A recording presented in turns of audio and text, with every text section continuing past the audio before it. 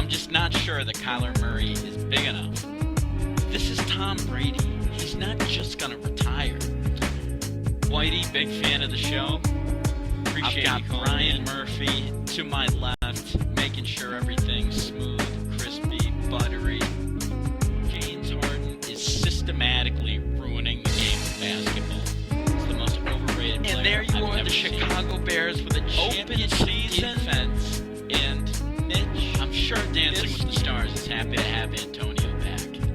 If you thought you were going to get Zion, that's your bad. You are now listening to Open Season. Your host, Billy Allen. Hey, that's me, and we're up here, stepping up in the 8 o'clock hour. The sound is a little loud, and we will get that working. I'm Billy Allen. I'm your host. We're rocking to Open Season. On my right-hand side, I got Sean Carnell from the Hawko and Carnell The left, show. bro. The left side. The left. Oh, yeah. I was thinking of the dog. The dog looks like a person. Down. And we're going to cover a bunch of things tonight. The dog is behind me right now. For real. I can't blame him. I smell good. But we're going to cover a bunch of things. Are the Pats cheaters? I'll get the dog sitting down. Hold And on. The Pats against Kansas City weren't looking too good. Do they have the firepower to move forward? We're going to be talking about some NBA things as Gordon Hayward made his return to the lineup last night and looked like there wasn't a whole lot of rust on him as they rolled over Cleveland pretty hard. We'll be talking about that. Max Kellerman and all the talking heads seem to think that the Patriots are liars and cheaters, so we'll check in with some of that as well. We'll put some money in the grave and see what we'll get some of Sean's thoughts. We'll talk about NFL power rankings. The Titans, they won 4 straight and they're 8-5. Are they actually going to make a bid? And also, if you're a coach, you know, who's the first to be fired here? There looks like a few coaches that are I'm going to say that there's probably going to be about 2 out of 5 here that get fired at the end. And then you've got Steven Strasburg with his new contract, $245 million. So you know what that did for Garrett Cole. That's got to put him over the $300 million mark. We'll be talking about all that. And does Jaylen Brown need a new nickname? We got a few things on that. Also, the 21-3 Lakers, are they one of the best potential teams? 21-3, a lot of people are saying that they look like an unbeatable force. I'm not really buying it, saying that they're going to be one of the best teams ever, but they look pretty good, 21-3. And then the Milwaukee Bucks, winners of 15 straight. So we'll be talking about all that. And we first have to dive into the Patriots, the cheating scandal that is, and that has come up. Sean, I'm sure you've heard a bit about it. It's the only thing that's on the radio. It's just unbelievable. It's taken a new life of its own. Deflategate 2.0, as some are calling it. And I'm not going to refer to it as that. I mean, but it's just unbelievable. You have the Patriots who, if we're to read some of the things here, and the Patriots, they actually gave out a full statement, which is unlike the Patriots. I thought, you know, at first, a lot of times it's the, as Felger would say, the deny, accuse, right? Yeah, I heard it today. I was very surprised that they actually took accountability for this and admitted straight up and kind of gave all the information over. But it sounds like something where Belichick's really pissed. He obviously... I knew nothing about it. Seems like the football operations teams, you know, do not really talk to the Patriots or have anything to do with the team. So, you know, you got a couple of comments, but Zach Taylor, the Bengals coach, was really upset. And it seemed like he thought that there was something that had happened, you know. Seems like he thought that there was a little bit more. You know, he said actually that he was aware that there was an incident, knows that the league was investigating it, but didn't really have a comment. You know, just kind of testy in the Bengals. Not really sure what happened there, but it seems like it's not going to be anything that's going to really put Bill Belichick out for too long or anything along those lines. Some people started calling for Belichick's head and, suspend him for the year. You've heard crazy things since this has come out. But it seems like that's not really going to be it. But it ultimately seems like, Sean, that the Patriots are probably going to get punished, not because of this incident, but because of incidents in the past. You and I were discussing that outside, and that's what I've been hearing all day on the radio, and that's what you and I discuss as well. It's like, I listened to that interview with Belichick. He's like, it's almost like he's aggravated, like, really, again? I didn't have anything to do with video format or what they're doing with scouts, like, which, when it comes to the scout stuff, I'm like, really? I'm pretty sure you get your hands on the scout stuff. But with what they're trying to do with the, they're trying to, like, do that short version show to promote, like, the organization and what they do and all that stuff. But you know what? If you've already been flagged for this type of crap, I wouldn't even sniff around a camera, let alone have an off-site scout that isn't part of our organization do anything on our behalf. Yeah, and I completely agree with that. I think there is some onus on the Pats as an organization, and you got to think, they say that this is the Kraft organization. You've got to think that at some point, I guess Kraft is so big that you probably don't think every decision is right. They probably are there's some decisions where they're probably But the camera one, this got to be almost like, don't do this. I'm just trying to think how it is an oversight in an organization that prioritizes every little detail. Mm-hmm. So that's a tough one, and I think we actually have a little sound. So for people that didn't hear it, we do have some sound. We have Mike Florio actually on the violation, and why don't we cue that up if we have that, Brian? Again, from a football standpoint, we absolutely know what the rules are, and we are 100% in compliance, to the best of my knowledge, of every single rule. So you got the Belichick statement. And what another part of the organization does or doesn't do as part of their, whether it's game presentation or TV shows or stuff like that, I have no idea what that is. Oh, the old, to the best of my knowledge, plausible deniability from Bill Belichick, the Patriots coach. And that's all relevant now because what happened yesterday, the Bengals disclosed that there was some sort of an incident on Sunday at their game against the Browns where there were credentialed members of the Patriots organization, whether they were employees or independent contractors. It really doesn't matter. They were there. They were filming a feature for part of their ongoing Do Your Job online video series of a day in the life of an advanced scout. So cameras were there to film the scout, but reportedly, allegedly, whatever, there was some filming being done with one of the cameras. So you get the picture there, and it sounds like there was a Do Your Job documentary that was completely separate from the team, but you're looking at this now, Sean, and I guess if you're thinking about what the ramifications could potentially be, what do you think the league's going to ultimately do? You think they're going to act swiftly, and what do you think they could potentially do if you're ruling? Look at the recent, look at the past with the video stuff, and then look at Robert's stuff with dealing with the massage spa recently.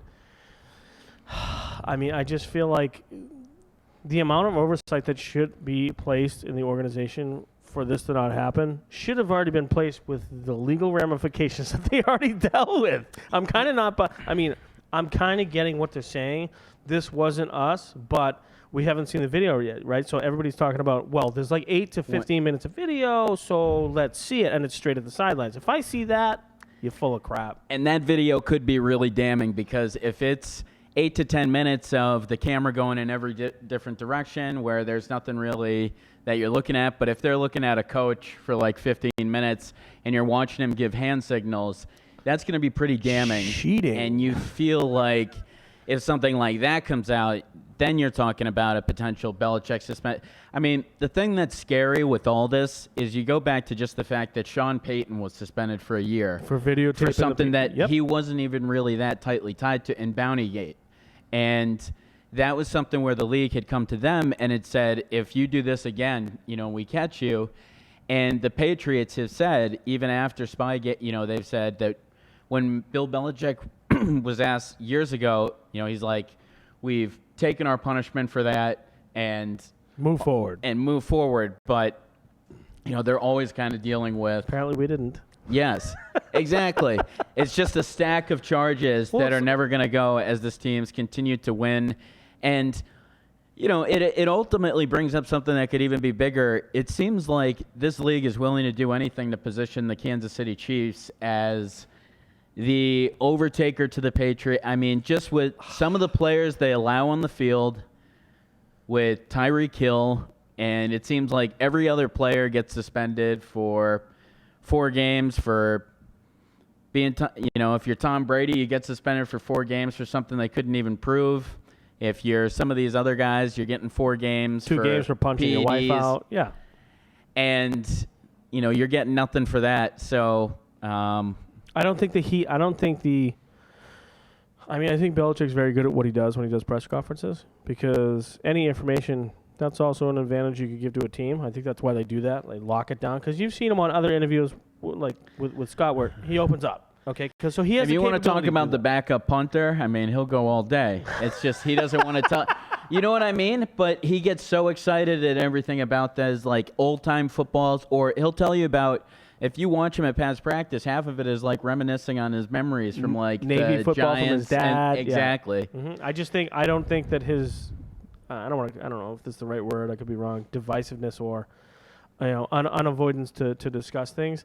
That doesn't help when issues like this come into play. And you never talk, so we're going to pile on you. Well, it also doesn't help when you have things like Antonio Brown. That was something where a lot of people thought that he needed to talk also. So it's a year where there's just been, not only has it piled up over time, but you've also had it pile up a little bit this year with Antonio Brown's a guy that they've never dealt with anything What's your thought process on it? He makes Randy Moss look like a church boy. You know what I mean? Oh, yeah. It's like unbelievable. You thought Randy Moss would be the most upsetting person of this dynasty, he was really good. But you thought he kind of got his way out of town, and you thought that he was acting a little bit offbeat, needed to be traded. I mean, Antonio Brown lasted 11 days here, so that's something that they never really have had to deal with also. What is your thought process on the season? I think after this and the struggles they're having right now, I think they're effed.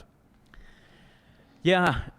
The only thing is that I'm sure Brian you got Brady can drama, remember you got Belichick drama, you got filming drama. I'm sure you got Brian AP. can remember to last year where after they lost Josh Gordon, I was sitting here and saying there's no way that they can possibly, with James White, scheme this up to all these running backs. It's on the record.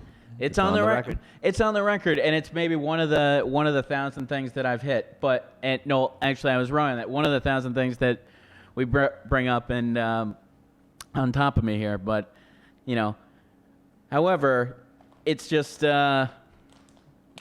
I don't know. I don't even know the point I'm trying to make. It's a shit show. The season's a shit show. It's becoming a shit show. It's a shit show, but it's just something where it's like if they could win last year, then they could possibly win any time, because I don't know when you couldn't have told me last year that they're going to face the 3 best offenses in the Chargers, the Chiefs, and the Rams, and they could turn back the clock and run the ball for 120 yards with Sony Michel against each of those opponents. I mean, you could have never told me that when those guys, they had the game, I think it was the Chiefs versus the Rams. There was that game that was like 50 points to 46 or something, and everybody kind of talked about that. That seemed to be like the turning point. There were so many high-octane offenses.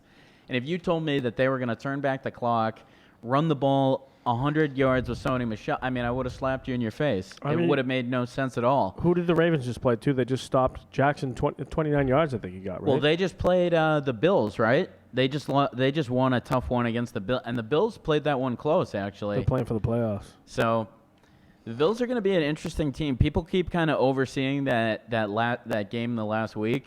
It's a game. Beasley's been killing it.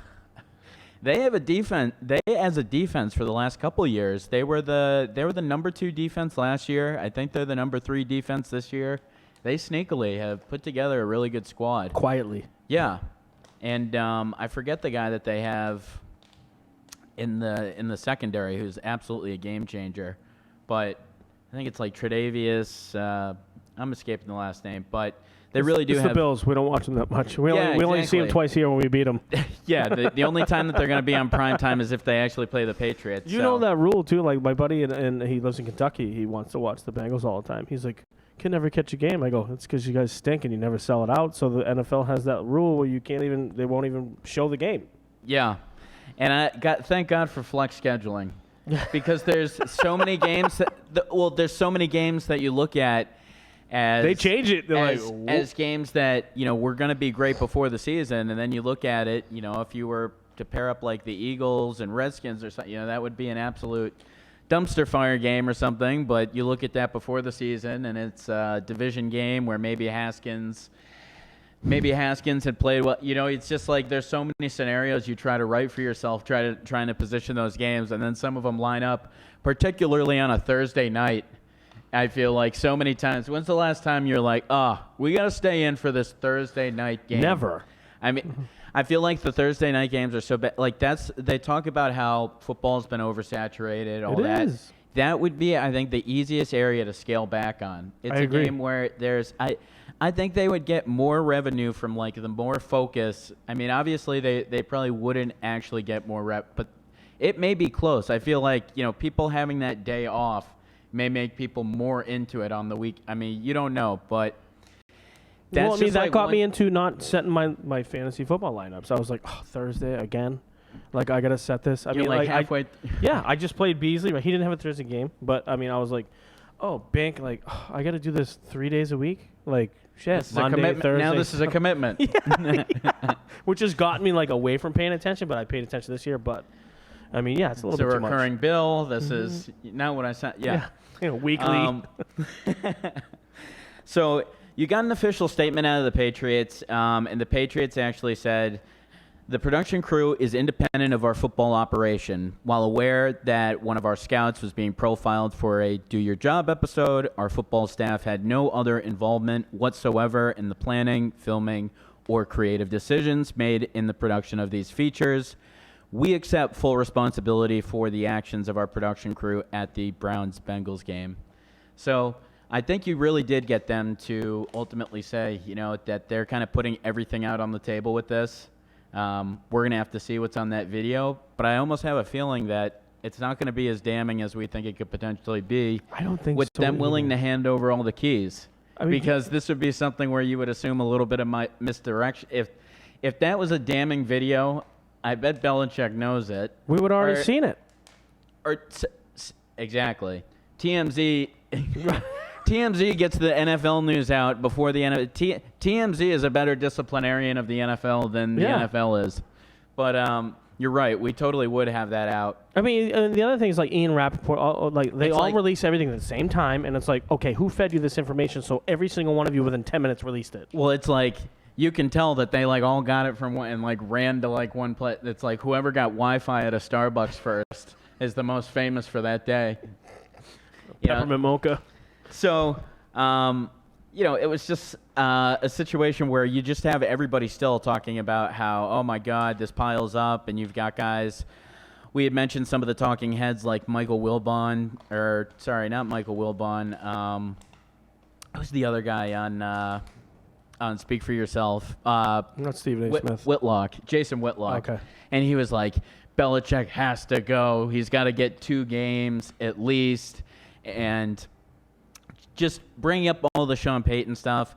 And those guys are the biggest overreactors ever. It's something where the football operations aren't even together. And it's like, if you take a second to look, it's like, if you look nationwide, obviously you're just going to be like, yeah, screw it, it's the Pats. But if you actually take time to look inside of it. For 2 seconds. Because I try to look into the things and try to say, if I was another, when the Pats play, you get a BS call. I'm like, if I was on the other team, how would I kind of want this play to go? It's like you kind of look both ways. And it's like, on this one, you actually can see where the Pats, look like they don't have any involvement. It looks like they're 2 separate things. You think Belichick is concerned with a Do Your Job documentary or he knows could what care less. the place? I'm sure that he was asked to be in that, and he probably said no. So I don't like to talk anyway. Yeah. I mean, I could imagine that he would want nothing to do with that, especially, perpetuating a saying like that, as the whole, making merchandise off a I'm sure that Belichick is not a fan of the boogeymen. Cameras at all, clearly. So they try to do whatever they can do. He's sitting there right now going, you got to be kidding me. He's got to be like, this is something I have to deal. All I want to do is win football games. is tell Linda to shut up and watch 5 hours of football until my eyes start bleeding, and then go to bed and do it again tomorrow. Yeah. Except I'll start out the day on the treadmill. Yeah, I love how he starts out every day on the treadmill. I swear to God, I thought He doesn't look like it. I thought I saw him running this morning. I'm like, there's no way he's in Rockland when I'm going to work. Or running. It was Patriots, same cutoff. I was like, whatever. But yeah, I mean, so I guess we also have a clip here, and I guess let's play a little bit of the overreaction. We got Max Kellerman talking about the Patriots as liars and cheaters. As always. The Patriots cheaters. Yes, and liars too, I think, or at least they cheated and lied, it seems to me. Let me read you something from 2015 Business Insider article, okay, about the Patriots cheating. Soon, advanced scouts would be sent to the games of upcoming Patriots opponents to film the play signals. The scouts would go undercover as media members with media credentials listed under Patriots TV or Kraft Productions, and, importantly, were prepared with excuses of what to say if they were filming and security asked, right? Look, guys, what happened? What just happened? And by the way, according to Diana Rossini's reporting, when the videographer gets busted, he says, by the way, the whole first quarter filming the Patriots, the Bengals sideline, Bengals new head coach, by the way, not a lot of tape on them, right? You want. Come on. Yeah. So you wonder. And then I got my spiel on Max. Go ahead. Well, where does a report like that come out? You think? Like, is that just like I wonder when I heard that? It's like where does that? So it's like day story breaks.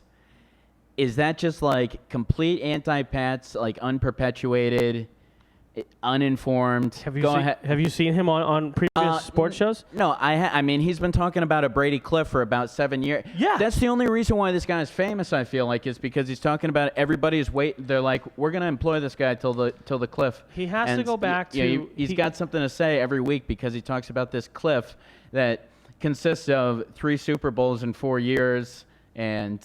They've been saying that for years, and every year they say it, it doesn't happen. He needs to go back to boxing for 2 reasons. One, I feel bad for the guy because his brother was. Pardon my take. Give him the ultimate demotion. His brother was a boxing manager who actually, people might have seen the quote. I forget the 2 boxers' names. He used to be a boxing manager. His brother was murdered. One of the people that murdered him is the guy that he managed.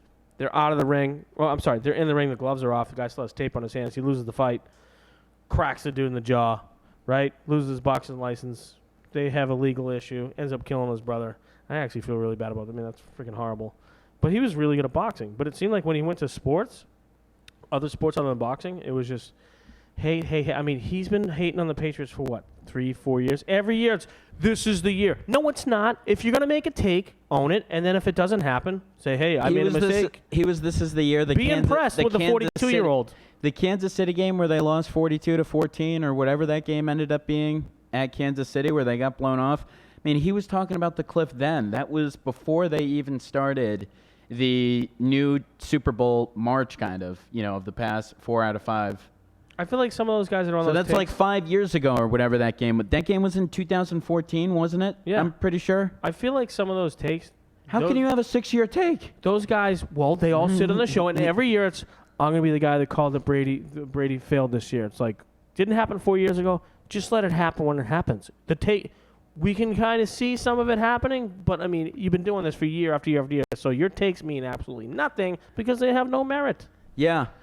Yeah, I agree with you, and I think it's funny that you'd listen to Max Kellerman talking about how the Pats are liars and cheaters. It's like, how do you even know? Like, an informed report really hasn't even come out. So to take that, they're liars and cheaters, and to go off this one-off, again, that report that we were just listening to that was like, if they get caught to pretend to be this and that, where does a report like that come out?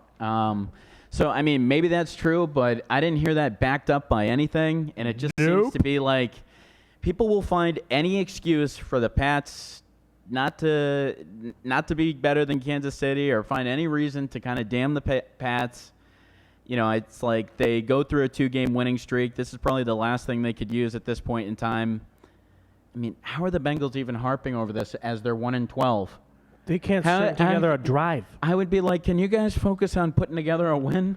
I mean, or a touchdown drive. I mean, you're trying to take down the franchise here at 1-12. This is really the biggest thing, the hand signals. So I was going to ask you. Well, I was going to ask you.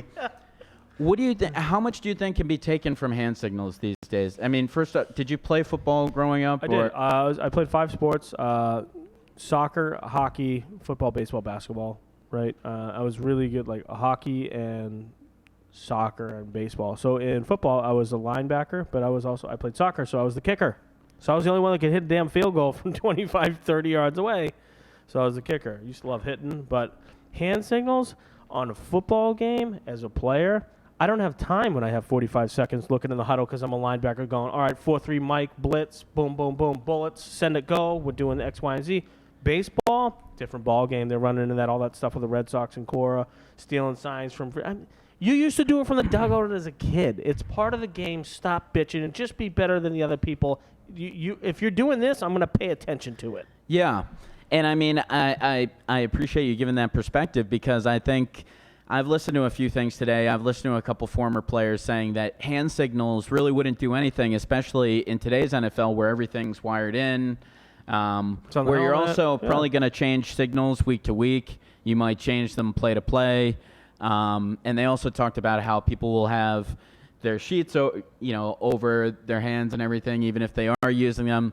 Let's say I got 45 minutes of pure looking at hand signals. I guess how damning, would that do anything, do you think, in terms of helping a coach prepare better for your money? Like if you could pay $100 to have that extra 45 minutes of hand signals, how bad would you want to pay for that, I guess? Me, because the inner part of me never wants to cheat, steal, or lie. I wouldn't pay the $100. I just want to beat you on my own effort and then be like, I whooped your ass.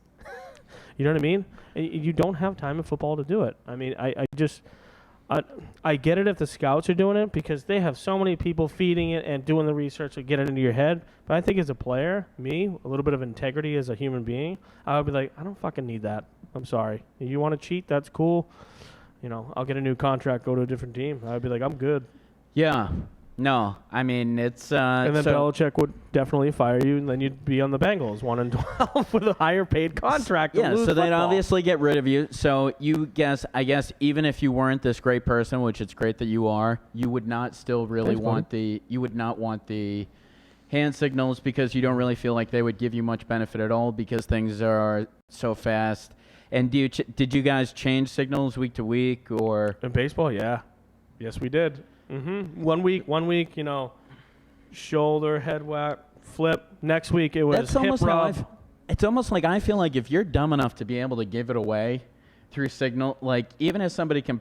Now, I know we get down to this whole, breaking a law is breaking a law. So if this is something where they did go above and beyond, it does seem, due to their negligence, that they did break something. They're kind of admitting to something. Yeah, and their will to win.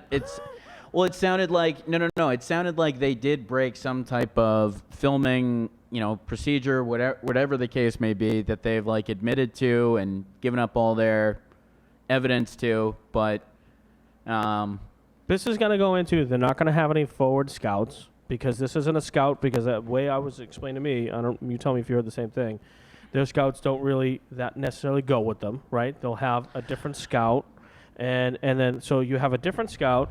Rogue scout, not part of the team.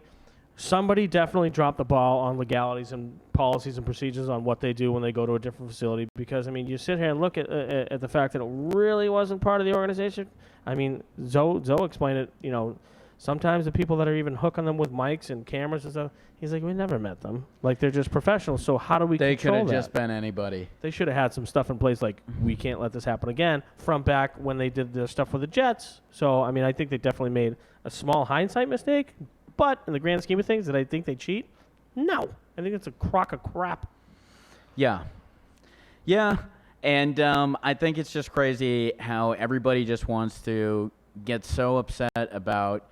You have so many good things happening in a week in the NFL. You have the 49ers with Jimmy Garoppolo kind of finally rounding into form, beating the Saints 48-46. Didn't see that coming. You have one of the most... I mean, that's an all-time classic. You can stamp that right now as an all-time classic game. And you've got so many good things going on in the NFL, and it's just amazing that we have to deal with something that's, just this backup. It's, it's not even anything where the team was intentionally doing anything. And you've got to assume, as we've got one ringing through here. It's haterade, bro. That's what it is. Hi, who do we got? Hey, it's Torty. What's going on, man? Hey, Torty. How you doing tonight? I'm good, man. Another great night at open season. It's always a good night, right? Oh, always. The weather's warm. We're having a fun time, especially now that we got you on the line. Oh, yeah. So what's going on? Hayward's back. I wanted to talk a little bit about that. He seemed like he slotted back in the lineup seamlessly. Yeah, I thought so, too. You... I would say the biggest thing I was looking for last night, Torty, is that when the game came on, I was kind of looking to make sure that Jaylen Brown was still up to his same production, and he was still attacking in the same way. I was really encouraged by the fact that he was able to come back, Hayward, pretty seamlessly, as you said, really knock it off the rust. Came back, I think it was, 14 and 5 in 21, 22 minutes or so. So pretty easy for him.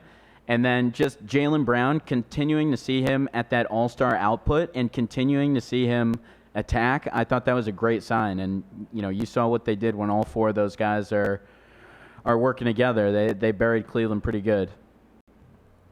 Yeah, that's what everyone wants to see. I mean, I think the guys that we're going to see take obviously a hit are, Brad Wanamaker, Carson Edwards. Those are the guys who are going to lose out on playing time and obviously lose out on production. Brad Wanamaker, I mean, what a savior he's been since Gordon went down. I mean, he's been plug and play, guaranteed 8 points, 10 points a night, and he's just bringing the energy, playing good defense. I really loved what I saw from him, and I think we're going to see him in the playoffs have a good role down the road. But right now, I think regular season's back on, and we want to see our four guys, Kemba, Jaylen, Jason, and Hayward, all make the All-Star team. So I think that we're going to see a lot of those guys until the break at the very least. Yeah, and I mean, what do you think that this team's potential is, Torte, when these guys are all moving at the same, when these guys, let's say it takes Hayward 4 or 5 games. I don't even think it's going to take that much. Let's say it takes him a few games to get back into playing form. How good do you think that 4 can be? They're kind of missing out on that all-star 5, but how good can this 4 be?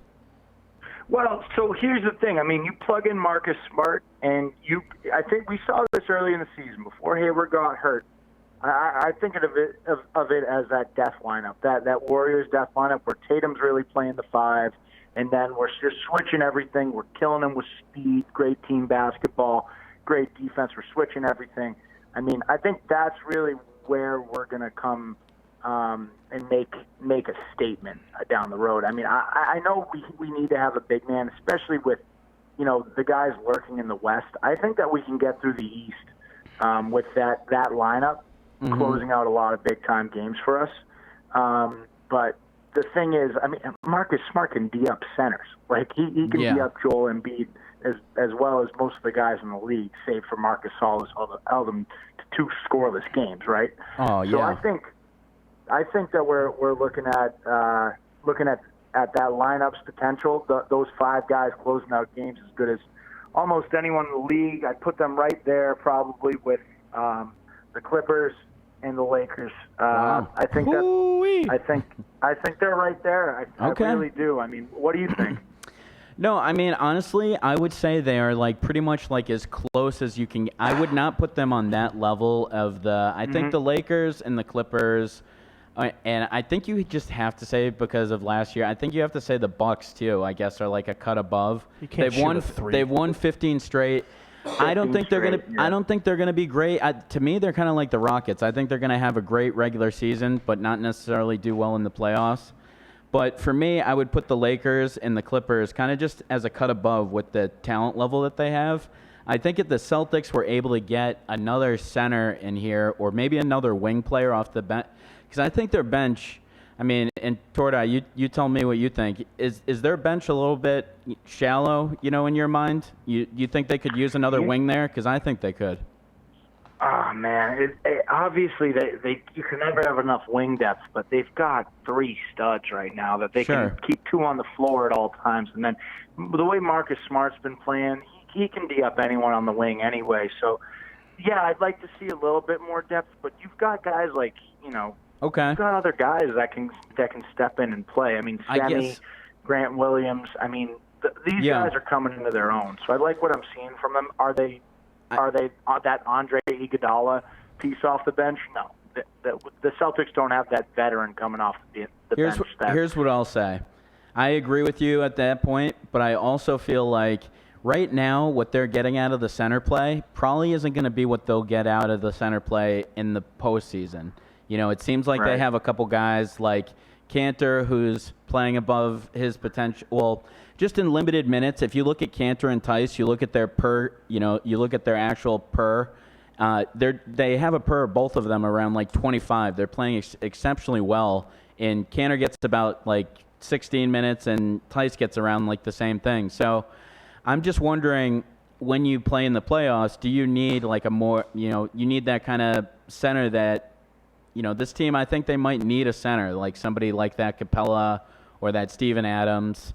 But I don't know. What do you think they ultimately do They need a for big center? man. And They you, need a big man. you think they? Everyone knows they need some. Sure. If they actually want to win a championship, because right now I actually think I have this. Well, you've got them on the championship level, so that's what I'm talking about. I think they're right there. I mean, I was talking to Scalabrini about this the other night, and he was saying that the Celtics, they're right there for the championship. His biggest concern is the Bucks and Giannis. And I mean, Yeah. that's the thing. Who's gonna stop Giannis on the Celtics? I don't know, but Semi's done it before. Yeah. I like what I'm seeing from Grant Williams. But anyway, back to the point that we were just talking about. What were we just talking about? Getting a big man? I mean, Basically, just who's saying. on the Basically, market, right? how about this? How do they get on that level of those two other teams? I was saying they're just shy. You're saying they're kind of there. So for you, they're there talent-wise with those other teams. I keep seeing rumors that are stupid sports news posts where they're saying, "Oh, the Celtics could trade Gordon Hayward and Marcus Smart for Blake Griffin." I say no thanks. No. Thank you to that. No way. No. No way. No Get out of chance. town. No, No that's way. it. Do we want less spacing? I mean, Subtraction. That's a subtraction big time for the Celtics. Yeah. All he can huge. do is dunk over a Honda. Like I in a don't dunk even think contest. I don't even think I would trade him for Marcus Smart straight up. You can't. I don't like- think I'd trade him for Hayward straight up. Marcus is. I think Hayward came back a little bit too early, and I don't know what it's going to take an act of like the Earth stop rotating for Brad to be like, stop shooting 15 3-pointers a game. It's amazing. I'm hoping that the return of Hayward is going to put some type of damper on that. I feel like when Hayward was out, you saw Smart looking for his offense a little bit more. Yeah. So we'll see. We'll see if he can put a little bit of a halt on that. Tordai, let me ask you this: what's your favorite story around the league that maybe we're not up on? I know you're a pretty big hoop head, but what's your favorite story around the league? We talk so much about the local sports. What's the biggest thing for you man. so far in the NBA? I think I know that everyone's talking about it, but I think the Lakers really have something going on this year, and it pains me to Yeah. say this because I hate the Lakers. But what they've got going on, man. 3 losses so far. They're still at 3 losses, right? Yeah, they're 21-3. I mean, they're looking at potentially challenging the Warriors' record. Yeah, and we actually were talking about that for just a second. I was saying I don't think they'll quite make it, but they really do have something special that they put together. I mean, Anthony Davis, I mean, we didn't really have to worry that much, but those two have played so seamlessly together, and LeBron and him, they're both playing. You could argue, I would argue that both those guys are pretty much like your number 5, number 6, like MVP candidates. It's all about the brow. And you've got 2 pretty much top 5. It's all about the brow. Yeah. I was on NBA's MVP ladder today, and I think that they were like 4 and 5, And right that's- behind and that's what it's- Harden, Giannis, and Luka. Yep. And if you actually look at their per ratings, too, I think it comes out to be something like that, like they're 4 or 5 or something. And it's just amazing what they're doing. It's not only them, it's also the pieces around them. you know, you've got all those guys operating on a pretty high level. You don't even have a great coach over there, so it's some pretty interesting territory that they're in. I feel like those two, the NBA is a talent league, and you've got top 5 talent in 2 out of your 5 players, and you've got that both ways. I think LeBron has definitely brought his defense back. Have you noticed that a bit, Tordai, this year? That LeBron's definitely. Yeah, no, he gives a shit again. Yeah. Last year, he knew exactly what he was doing. Yep. He knew exactly what the game plan was. he had his plan. He executed it to perfection. Him and that snake, Rich Paul. Oh. They made it happen. You wish you had friends that would take care of you like that. Oh, absolutely. No. Two Oh things. my God! I got Rich a Paul question is for him. real ruining quick. the NBA. Yeah, go ahead. Two things. A question and a statement. First off, my statement is, you mentioned the Golden State Warriors. Holy high fall from the top of the NBA world to suck right now. And what are your thoughts on because this is a player that I've just seen grow over the last few years, and he just seems to be. I hate to say it, he seems to be right there with LeBron, James Harden. The guy has just been right there. You seem like you have a distinct hate for him, dude. He's good. Set me off up in here. He's good. What do you think? What do you think, Tordai? Harden's. He is one of the most offensively skilled players we've ever seen. He has the most unstoppable step back jumper we've ever seen in this league. Oh yeah. It's incredible. And is he kind of tough to watch sometimes? Yeah, at times. But what he's able to do, the guy drops 60 points in what? Three quarters. Three quarters. Yeah. If he set his mind to it, he might be able to put up 90 or 100. Well, you know what's funny is you have Westbrook, Durant, and you had all those players on that team, and here we come out and Durant's dealing with nonsense with Kyrie. Westbrook couldn't pull the trigger. Harden seems like the only one that maybe he could pull it off, I think. Yeah, well, I would argue that you might be forgetting about Durant's 2 Finals MVPs. No, I didn't forget about it. But now that since he left, they're horrible. Okay, only one that could kind of go to a different team. Well, here's the thing. Did anybody think that those two were going to join up, that Russ Westbrook and Harden were going to join up, and Harden's scoring was going to go up 7 to 8 points a game? I didn't. So, that's been an interesting... Nope. But here's the thing. They get so many turnovers last night between the two of them. 9 turnovers for Harden, 6 turnovers for Westbrook. There's 15 turnovers between the two of these guys. The Celtics, you look at it, they have a good game with 9 or 10 turnovers. So it's like a totally different ball game. The Celtics are all about ball movement, and then you're looking at like the exact opposite with 2 stars that Harden actually scores about 13% of his points off passes. He's like in isolation like 87% of the time pretty much. My question is, who is the Thunder's manager that let those 3 idiots that were playing together go? Is it Sam Presti? I think it's Sam Presti. Yeah, Idiot. He must cry himself to sleep. The problem was, Dude, they gave the contract to Ibaka. Yeah. They gave it to Ibaka. Yep. Dude. Well, hey, Tordai, we appreciate you calling in. Great stuff as Much love. always. Yep. Appreciate you calling the show. Thank you. Have a good night, my man. Thanks, guys, for having me on. Love the show. Huge fan. Hey, looking forward to hopefully getting on again. Hey, of course. We appreciate you calling in. Thank you, brother. Thank you. And Tordai with some good stuff there. As we are actually going to cut things short, we have a special guest joining us, a good friend of mine. We actually had a radio show of our own not too long ago. He'll be joining us. We have a special guest coming up. We won't just reveal the name right yet. We got to tease you. This is the radio, so we will do that. We appreciate Sean Carnell for joining the party tonight. Absolutely. Anytime, brother. It was great to jump on your show and great to always to have you on here. We appreciate Brian for making things nice and easy. Yeah. And we'll be right back with a special guest. Word.